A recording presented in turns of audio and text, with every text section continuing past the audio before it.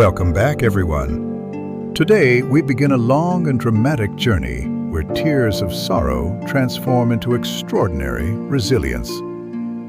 This is the story of a poor mother driven to the brink by her own husband, who heartlessly plotted to sell their child to pay off his gambling debts. On a fateful, stormy night, just as every door seemed to slam shut, she encountered a kind-hearted policeman. But this is more than just a rescue. Armed with her grandmother's secret manuscript and the wild herbs by the roadside, she gradually revives her life from the barren earth, faces sinister plots, and finds her own light. Join us as we follow the mother and her child through every chapter of this remarkable series. Thunder rolled across the border sky, unleashing a torrential downpour that threatened to submerge everything in a sea of water. In a dilapidated shack clinging to the mountainside, Tieu Hue squeezed her few-month-old infant to her chest, her eyes crimson with terror. Standing before her, her husband Man gripped a crumpled piece of paper, his face distorted by a desperate craving for gambling. "I told you, if we can't raise this kid, sell her to someone who can. They're paying a high price, enough to clear my debts so we can start over," Man roared, the stench of cheap alcohol hitting Huyen's face. She couldn't believe the man she once loved could be so cruel as to sell his own flesh and blood. Huyen backed into the damp earthen wall, trembling as she replied, "You're insane." "I'd rather die than let you touch my child." Seizing a moment of Man's distraction, Huyen grabbed a cloth bag containing her grandmother's old manuscript and bolted through the door. She ran blindly into the vast sugarcane fields under a white veil of rain. Behind her, the shouts and flashlight beams of Man and his accomplices pressed closer. Her shoes sank into the thick mud, and sugarcane leaves tore at her skin, but Huyen felt no pain. She only felt her heart tighten as her baby's cries were drowned out by the thunder. Just as she collapsed by the roadside from exhaustion, the headlights of a patrol vehicle swept over her. A tall figure in a green uniform stepped out in haste. It was Officer Van. Seeing the tattered woman clutching a child blue with cold, he understood immediately what was happening. Van stood firm against the oncoming threat from behind, his voice sharp. "Stop! Here! I am the law!" That night, a life fading into darkness accidentally collided with the light of justice. The next morning, the rain had ceased, leaving only droplets clinging to the sugarcane leaves, dripping rhythmically. Officer Van took Wen and her child to a small timber house isolated behind his family's sugarcane plantation. "Stay here for now. This was my grandmother's old house.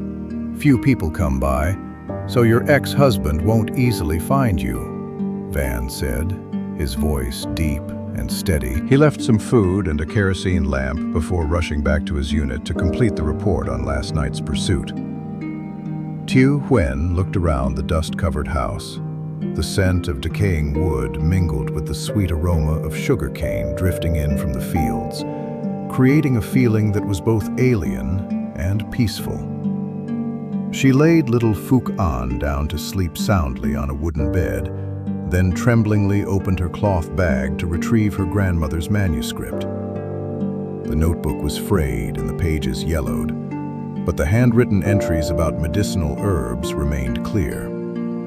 Her grandmother had been a renowned healer in the region, and this was the only legacy she left behind before passing away. As she flipped through the pages, Huyen suddenly stopped at a drawing of a heart-shaped leaf with serrated edges. Eclipta prostrata, false daisy. She looked out at the yard, where wild weeds were flourishing after the rain. Instinctively, she glanced down at the bleeding gashes on her arm caused by the sharp sugarcane leaves. Following the instructions in the book, Hue picked a handful of leaves, crushed them, and applied them to her wounds. A cooling sensation spread, and the bleeding stopped instantly. A faint glimmer of hope sparked in Huen's eyes. She realized this wild garden was not a dead end, but the beginning of a rebirth. The peace at the old house did not last long. One afternoon, as the pale yellow sunlight stretched across the sugarcane tops, the roar of motorcycle engines broke the silence from afar. Tieu Hue, who was busily sorting dried stalks of false daisy, froze, her heart racing. Through a narrow gap in the wooden door, she saw 3 figures dismount from 2 battered motorcycles. Leading them was none other than Man, her ferocious ex-husband, accompanied by 2 heavily tattooed henchmen. "I know you're hiding around here, you miserable woman. Hand over the manuscript and the baby now, or I'll burn this rat hole to the ground," Man bellowed, gripping a rusted iron bar. He had sniffed out this location after bribing a few villagers working in the upland fields. Trembling, Tieu Hue clutched little Phuc An tightly in the inner room, her hand squeezing her grandmother's notebook. She understood that what he wanted wasn't just money, but the secrets of the precious medicinal recipes that could be sold for a fortune to the counterfeit drug smugglers. Just as Man was about to kick open the decaying wooden door, a stern shout rang out from behind. "Who gave you permission to cause trouble here?" Officer Van appeared, but this time he wasn't in his patrol vehicle. He was in civilian clothes, carrying a basket of eggs and a small bag of rice. His sudden appearance made them hesitate. Man sneered, eyeing Van's stature, and mocked. "Ah, so she has a lover protecting her. Who do you think you are, interfering in my family business?" Van said little. He stepped forward, his gaze as sharp as a razor, forcing the nearest henchman to back away. The confrontation between justice and darkness began to heat up right under the herb-scented porch. The atmosphere under the porch of the old house was so tense that it felt as if a single spark could ignite everything. Man sneered and stepped toward Officer Van, intending to use brute force to intimidate him. But Van stood as motionless as a stone statue, his gaze calm, yet possessing a formidable sense of authority. As Man's tattooed hand reached for Van's collar, Van acted with lightning speed, locking Man's wrist and twisting it behind his back, forcing the ex-husband to howl in pain. "Listen carefully," Van growled, his voice as firm as a hammer striking an anvil. "One but here. Threatening behavior and illegal trespassing are enough to land you in prison for years. Don't make me use handcuffs right here in this garden." The fierce resolve of the police officer made the 2 henchmen tremble. They glanced at each other sheepishly and began backing away toward their motorcycles. Despite his pain and humiliation, Man knew he was no match for this man. He spat bitterly on the ground and signaled his crew to retreat, though not without casting a gaze full of hatred toward the door where Hue was hiding. Inside the dark room, Tieu Hue loosened her grip on the manuscript. She sank to the floor, tears flowing not out of fear, but from an overwhelming sense of relief. For the first time in her life, a man had stood before her, shielding her and her child from the monster of her past. When Officer Van knocked gently on the door and asked, "Are you and the baby all right?" Huen opened it to see his tall silhouette framed against the evening sun. She realized then that to protect Phuc An and her grandmother's legacy, she could no longer keep running. She had to learn to be strong, just like the false daisies outside.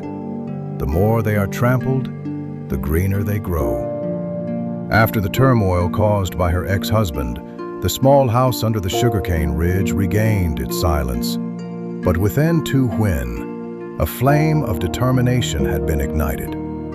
She understood that Officer Van's protection was a pair of wings, but she had to learn to stand firm on her own feet. Every morning, while dew still clung to the sugarcane leaves, Huen carried little Phuc An on her back, holding her frayed manuscript as she ventured deep into the bushes around the garden. She began identifying each plant species, from antibacterial beetle leaves to fragrant lemongrass.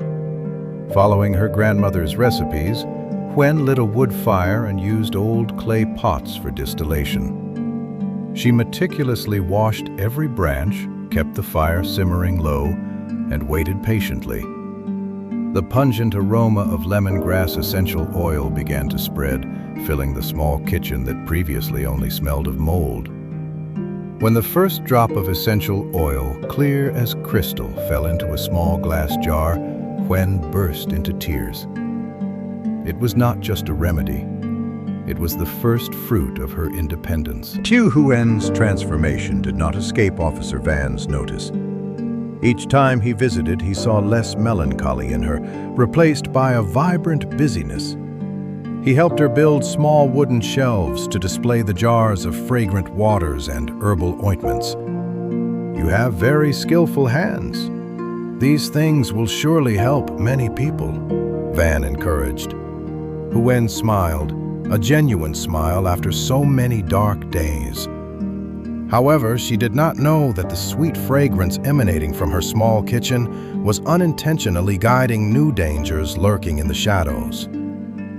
Good news travels fast, and the scent of herbs from the house under the sugarcane ridge was no longer a secret. One afternoon, Officer Van visited with a worried look on his face. He told Huen about several children in the village suffering from a strange itch, their skin breaking out in red rashes after bathing in the upstream creek. "I suspect someone dumped waste from an illegal wood processing workshop into the stream, but the villagers are panicked and have no remedy," Van shared. Without hesitation, Tieu Hue flipped her grandmother's manuscript to the page titled Skin Detoxification. She asked Van to take her to see the children.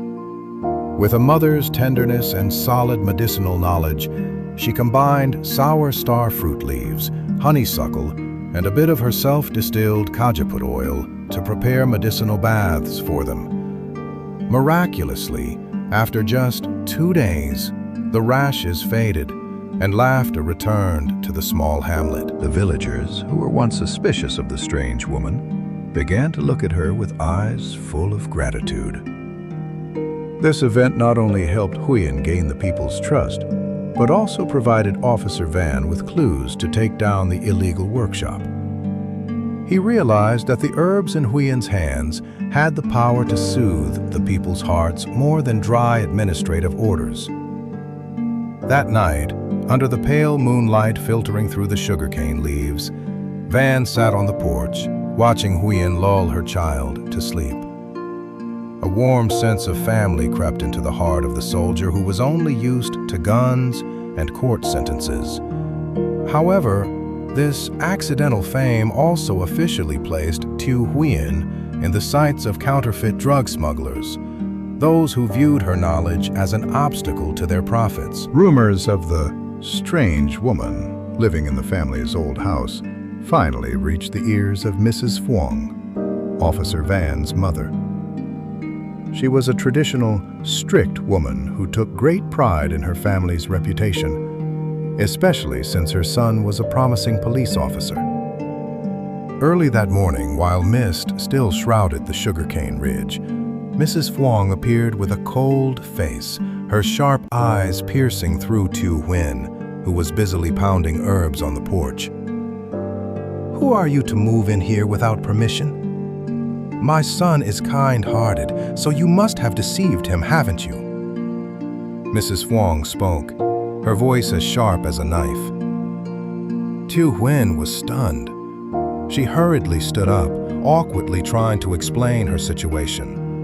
But all her words were brushed aside. To Mrs. Phuong, a woman with a small child, fleeing from a husband with a questionable background, was a threat to her son's reputation. My family is not a charity, and certainly not a place for people like you to hide. Pack your things and leave before I report this to the authorities." Just then, Van returned. Seeing his mother criticizing Huen, he rushed to intervene. "Mother, I let her stay here. She is an important witness in a case, and she is a good person." However, Van's defense only fanned the flames of Mrs. Huang's anger. She believed Huen had used charms and potions from those plants to seduce her son. The argument made Tieu Hue painfully realize that no matter how hard she tried, social prejudice remained a solid stone wall. She looked at her grandmother's manuscript, then at little Phuc An sleeping soundly, her heart tightening with a question. Is there truly any place in this world for her and her child? After the confrontation with Mrs. Feng, Tieu Hue stayed awake all night. The harsh words about honor and status felt like knives cutting into her self-esteem. Looking at little Phuc An sucking her thumb in deep sleep, Huen told herself she could not cowardly run away again. The next morning, instead of packing her things, she decided to take the essential oils and ointments she had made to the district market. She wasn't just there to sell. She wanted to use her knowledge to help poor people who were struggling with illnesses, just as she once had. In a small corner of the market, Huen displayed her simple herbal remedies. At first, people only looked at her with curiosity and suspicion. However, when an elderly vegetable vendor opposite her was tormented by joint pain, Huen gently massaged her with herbal balm. After a short while, the pain subsided significantly, and the old woman thanked her profusely. Word spread quickly, and people began to crowd around her stall. Huen refused to take money from those in extreme poverty.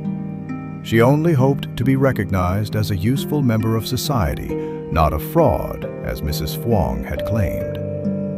However, Huen's appearance at the market was spotted by Man's henchmen. They secretly followed her and sent word back to him. In another development, Officer Van continued to quietly observe and protect her from afar. He knew his mother's anger had not yet subsided, but he believed that time and Huyen's sincerity would be the best medicine. That night, when Huyen returned home with a basket of food for her child, she found a bag of supplements and milk left on the porch with an unsigned note. She cried, tears that mingled the bitterness of herbs with the sweetness of human kindness. Darkness shrouded the sugarcane ridge, carrying the chilling breath of betrayal. Man had lost his patience. He needed the grandmother's manuscript to exchange for a large sum of money from counterfeit drug smugglers to clear his gambling debts. He knew that Tieu Huyen's only and greatest weakness was little Phuc An. Taking advantage of the night when Officer Van was on duty at the district police station, Man and his henchmen silently approached the wooden house. Tieu Hue was busily stoking the fire to distill a new batch of herbal balm when she heard a strange noise on the porch.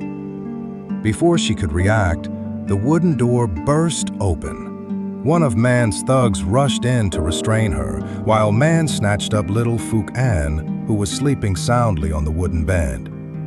"Hand over the manuscript, or you will never see your child's face again," Man roared, his eyes bloodshot like a wild beast. Huen cried out in agony, collapsing to the floor, her hands stained with mud and herbs, clutching the hem of Man's pants, begging him not to hurt the innocent child.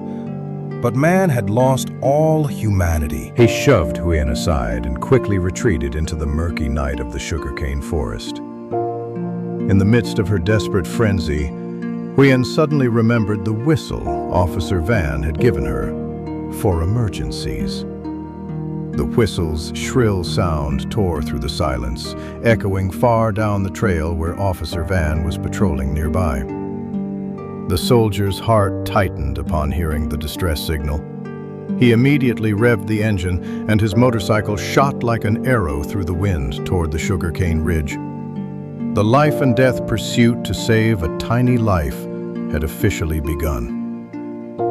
A sudden thunderstorm broke, heavy raindrops lashing painfully against their faces. Officer Van sped his motorcycle like an arrow piercing the night, with Tieu Hue clinging to his shoulders, her face pale with panic. Thanks to his professional skills, Van quickly spotted the deep tire tracks in the mud, heading toward an abandoned warehouse at the end of the sugarcane field. Inside the musty warehouse, man was frantically ransacking Huen's cloth bag, only to find dried herbs. Little Phuc An was screaming in terror, a cry that tore through the heart of her mother, who had just arrived at the door. "Man, let my child go!" Huen shrieked, about to rush in, but Van managed to hold her back. He stepped out of the shadows, his gun pointed toward the ceiling, his voice commanding. "Put the baby down. You are surrounded." Man panicked and tried to use the baby as a shield, but in the split second he flinched at a thunderclap. Huen courageously lunged forward like a lioness protecting her cub. She bit man's hand, forcing him to loosen his grip. Van moved with lightning speed, using martial arts to take down the cruel husband on the spot. Amidst the howling rain, Huen held Phuc An tightly, mother and child trembling in each other's warmth. Van took off his police jacket, still smelling of gunpowder, and wrapped it around them. His gaze toward Huen was no longer just pity, but profound admiration for a resilient mother. The next morning, radiant sunlight pierced through the rain-soaked sugarcane leaves, warming the small house after a night of horror. Man and his gang had been taken to the district police station to await trial. Safety had returned, but Tieu Hue's soul was still haunted. She looked at the wreckage in the kitchen, shattered ceramic jars and herbs trampled under the heels of evil men, and her heart felt heavy. Officer Van arrived early, carrying a toolbox and several new wooden planks. He silently set to work repairing the broken door and clearing the debris. "Don't be sad anymore, Huen. Plants can be replanted, furniture can be replaced, but what matters most is that you and the baby are safe." Van consoled her as he saw her standing in a daze.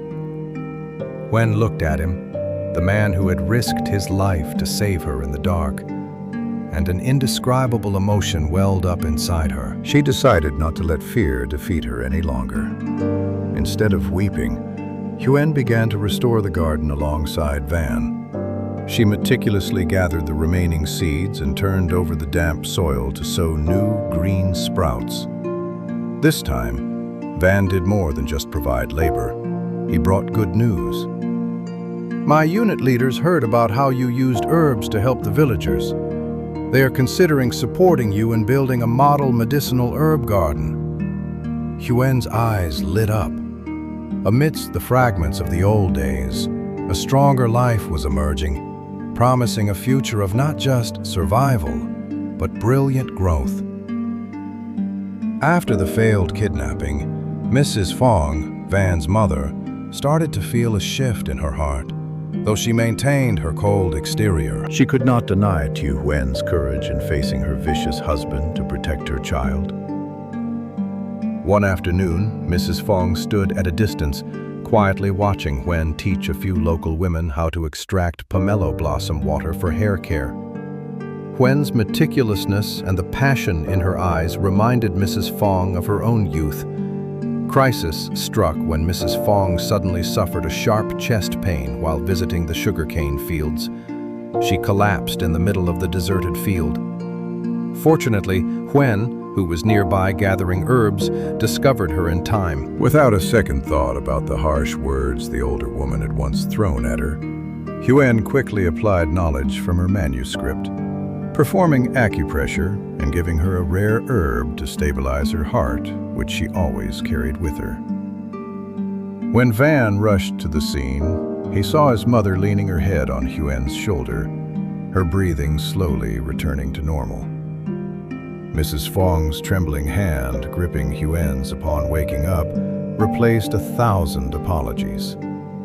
She realized that this woman was not a curse, but a thorny rose, tough yet fragrant, who used kindness to respond to severity. For the first time, the doors of the family's main house opened to welcome Huen and her child, not out of charity, but with sincere respect. However, this newfound harmony irritated those hiding in the shadows, who began plotting to destroy Huyen's reputation on a much larger scale. The newly blossomed peace was soon overshadowed by a new darkness. One morning, the entire village was in an uproar when many residents suddenly suffered from rashes and vomiting after using a fragrant Good Earth herbal oil sold cheaply on the black market. Notably, the packaging and scent were identical to the products Tieu Hue usually made. Malicious rumors spread like weeds after rain. People who were once grateful to Huen now looked at her with suspicion, even anger. She uses the name of charity to scam us, using dirty ingredients to harm us. Accusations rang out in front of her small house. Even Officer Van was caught in the vortex when his superiors ordered him to temporarily suspend all support for Huen to facilitate an investigation. Huen stood in the yard, looking at the shattered medicine jars, her heart breaking because her grandmother's knowledge was being used as a tool to harm people. However, in her moment of greatest despair, Huen noticed an anomaly. The poisoning victims all emitted a pungent smell of industrial chemicals, something she never used. She secretly took a sample of the fake medicine and compared it with her grandmother's manuscript. Officer Van, despite being under great pressure, trusted her completely. He quietly gathered evidence and discovered a large-scale counterfeit medicine production ring involved with those who had previously conspired with man. This battle was not just to save Huen's honor, but also a fight to protect the health of the entire poor countryside. While the entire village was engulfed in confusion and criticism, Tieu Huen's small kitchen remained lit by kerosene lamps all through the night.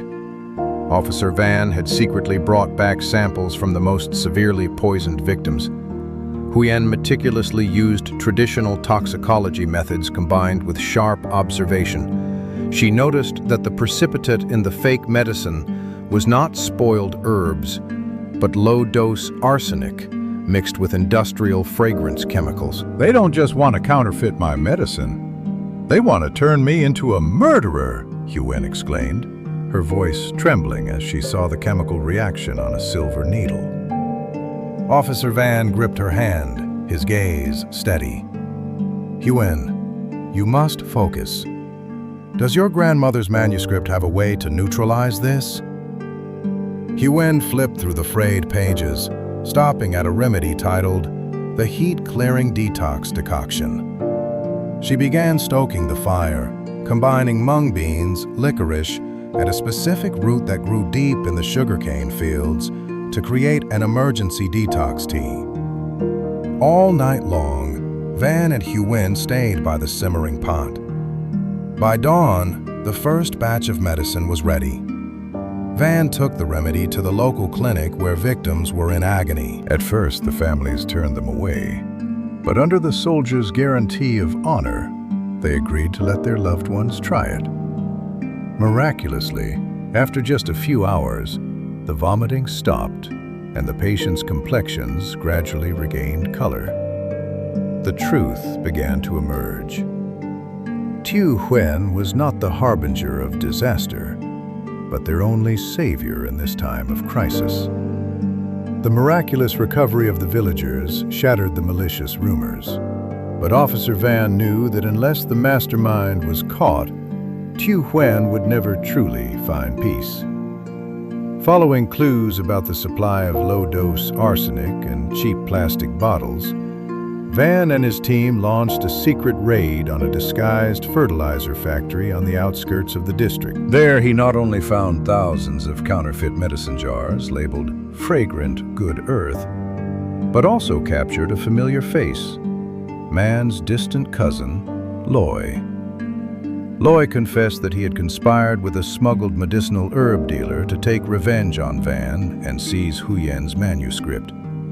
He never expected that Huyen's profound understanding of toxicology would become the ironclad evidence against him.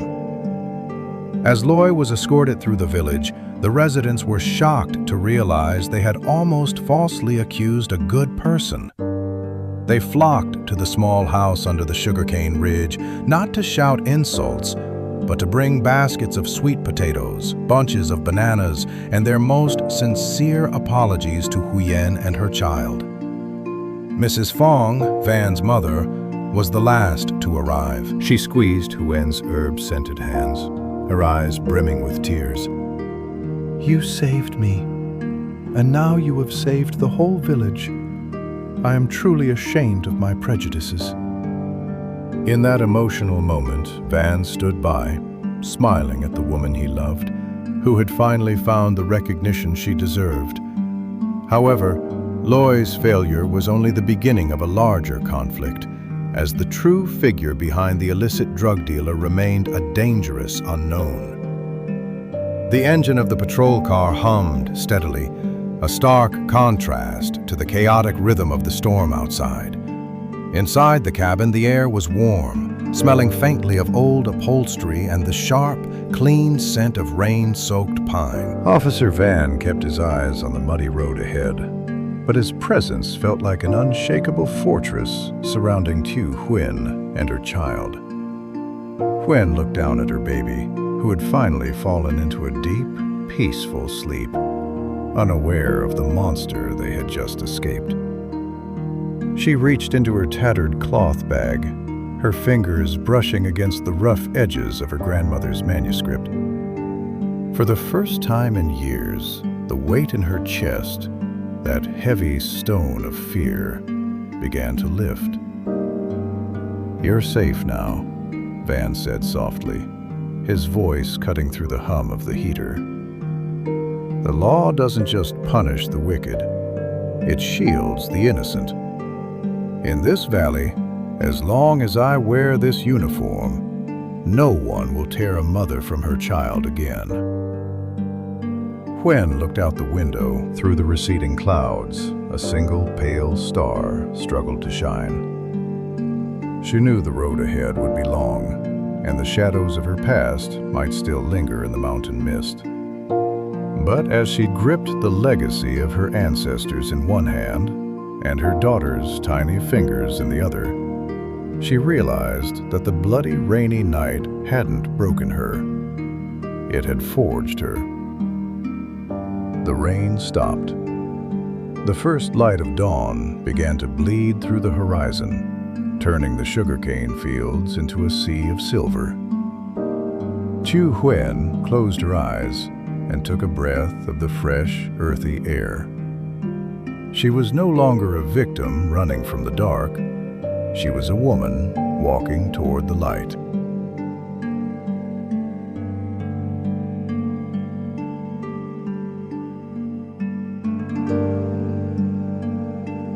Thank you so much for watching today's video until the very end. Your presence is the greatest gift to me. Every view and every moment you spend here is a huge motivation for me to keep improving and releasing higher quality content in the future. Creating content isn't easy, but your silent support gives me the strength to stay creative every day. If you found today's video interesting and relaxing, please don't hesitate to give me a like. Your small actions are the most precious recognition of our team's hard work. And especially if you are new to the channel, please hit the subscribe button and turn on notifications so you don't miss any upcoming videos. The growth of this channel depends so much on your support. Let's build a civilized and connected community together. Once again, thank you for your love. Wishing you and your family great health, joy, and wonderful moments of rest. I'll see you all in the next videos.